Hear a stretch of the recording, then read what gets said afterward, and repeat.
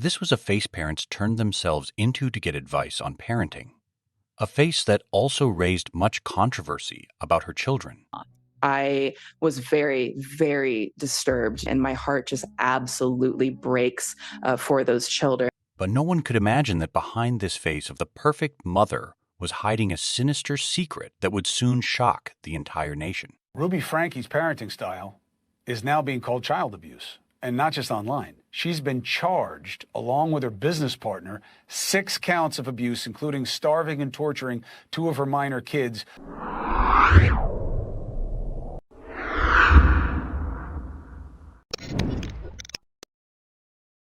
18th, 1982, in Utah. Ruby is the oldest among 5 siblings and has always been a gift for her parents, Chad and Jennifer Griffiths, who were happy to have her as a girl. The family was a bit strict and raised their children in the comfort of the Mormon religion, but nothing wrong with it. Coming from a modest family, her mother would often make a big effort by bringing her shopping on her birthday, something that made her realize the importance of a mother in a family. After becoming a mother herself, she wanted to teach the younger generation the value of motherhood, especially to those who frequently disrespect their respective mother. So she turned to her husband Kevin to start something exceptional. Her husband Kevin Franke, on the other hand, was born on October 9th, 1978, also from Utah. After graduating from high school, Franke went to Utah State University and graduated in 2004, obtaining a Bachelor of Science degree in civil engineering. The next year, focused on his studies, Kevin Franke received his Master of Science degree in civil engineering from the University of Washington. Kevin started his career in 2006 as a geotechnical professional at Kleinfelder. While working at Kleinfelder, he pursued a degree at Brigham Young University. After receiving his PhD in 2011 and started to work for Urs Corporation as a geotechnical engineer and an assistant professor at Brigham Young University in January 2012. Despite being an intelligent man, Kevin was very active in the bed. The family has 6 children: Cherie, Chad, Abby, Julie, Russell, and Eve. 2015 has been a great year for the Franke. On January 7, 2015, Kevin Franke created a YouTube channel named 8 Passengers along with his wife, Ruby. In the beginning, the channel attracted a lot of views due to the content focused on Kevin and Ruby's children, such as Baby Climbs Out of Crib and Also My Sick, content that has gathered millions of views since it pictured the perfect Mormon family. Ruby and Kevin Franke's lives took an unexpectedly dark turn a few days ago when her 12-year-old son climbed out a window and ran to a neighbor's house asking for food and water. The neighbor noticed duct tape around the child's ankles and wrists. For them, it was immediate. They had to call the police.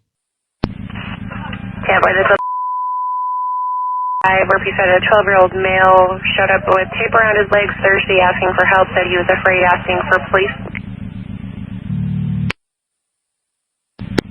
Copy 17.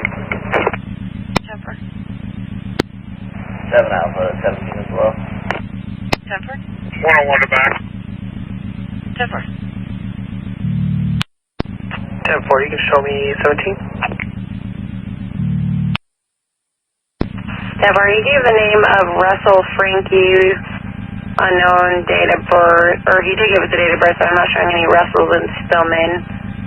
I'll keep looking into that. The RP said he left through the porch of the neighbor's house. Arriving at the scene, officers noticed that the child appeared severely malnourished and had sustained deep lacerations from being tied up with a rope. But there was something quite abnormal.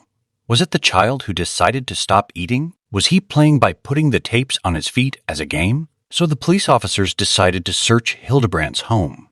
As they wouldn't imagine, they found Franke's 10-year-old daughter in a similar condition. The poor girl was tied up with duct tape and hadn't eaten for days. At this moment, there was no doubt of Ruby and her business partner, Hildebrandt's involvement. Ruby Franke and Hildebrandt are immediately arrested and charged with 6 felony counts of aggravated child abuse. As the news of the arrest rose to national fame, many people believed that early actions could have prevented the child from being treated that way. In fact, many people online and associations started to raise concerns and criticism at the style of content Kevin and Ruby Frank were promoting, calling them one of hundreds of content creators who force children, too young to consent, to trade their privacy for her financial gain. One incident that concerned people online was when Ruby and Kevin Frank posted a video on their family YouTube channel, 8 Passengers, where she and her kids spoke about some of the things they'd been through recently. She never thought this moment would backfire and cause weeks of turmoil for their whole family. After posting her 15-year-old son, Chad slept on a beanbag for 7 months. Okay, let's see what we can come up with. Okay, what do you think, Russell? Is this bed gonna work?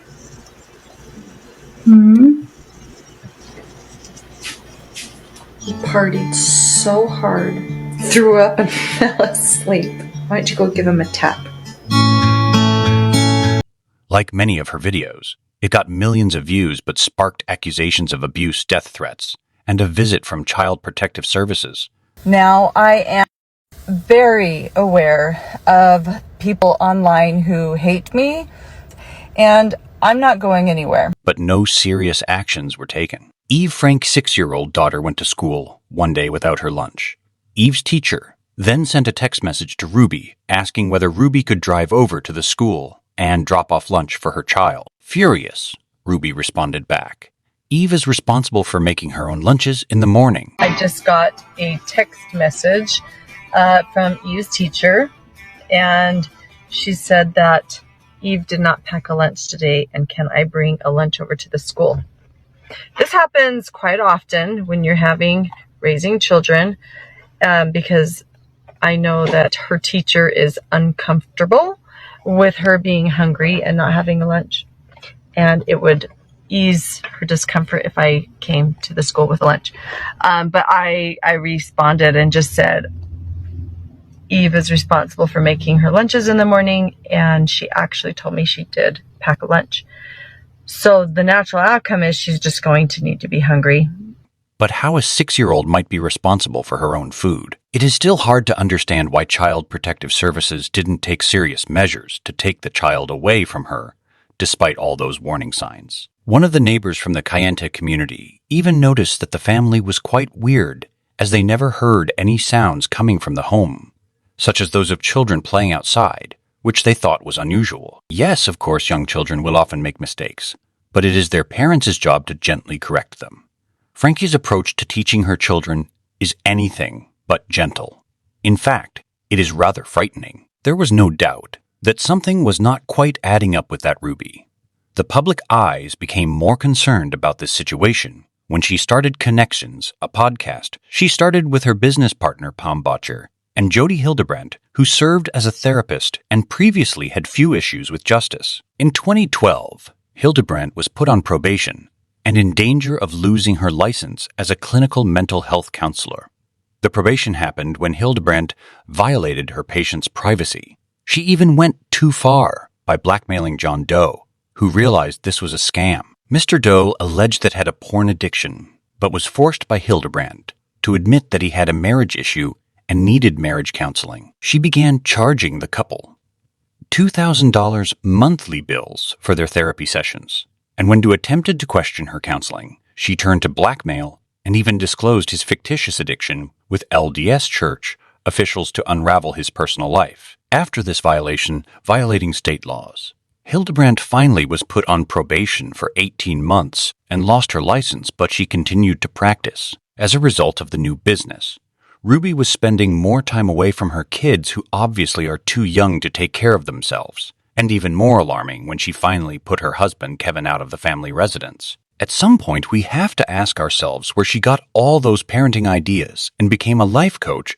since she had no qualifications in this field, certainly not from her family. Even 2 of her sisters, Ellie Meckham and Julie Griffiths DeRue, reacted to her arrest on social media. For the last 3 years, we have kept quiet on the subject of our sister, Ruby Frank, for the sake of her children.